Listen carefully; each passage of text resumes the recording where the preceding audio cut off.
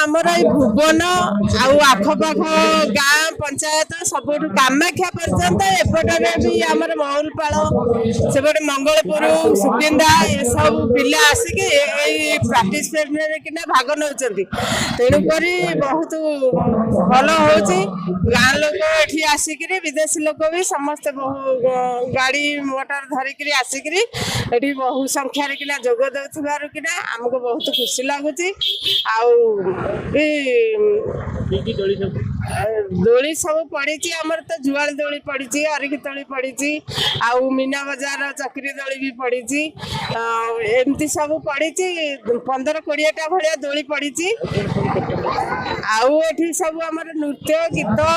मुरुज हुलहुली शंख music chair दौड़ी डिया सब प्रकार प्रतियोगिता चलती 3 दिन पर्यंत चली सतरे आमर भुवन रे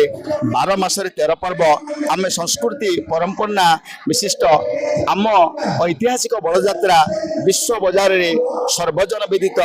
पशुटी उत्कट बाद्यर ताले ताले मध्यमवित्त परिवार बाद्य जोड़ी चलु थाए तेणु आम भुवन समस्त पर्वपर्वाणी एवं ये जो रज महोत्सव होची यह होची सबुठा नियारा आसंतु समस्ते मिसिक भरपूर उपभोग करबा एवं सहयोग करबा आगामी दिन रे आम भुवन को विश्व दरबार रे पहुंचवा पे अन्य पर्व गुडी को किबळी श्रृंखलित भाव में पालन करी आमे ना करबा एवं गरीबा एक सुस्थ समाज सुस्थ ओडिशा एवं समृद्ध भारत वर्ष जय जगन्नाथ। भुवन रहउची मो बुना मते नाच सिखै जंदी आ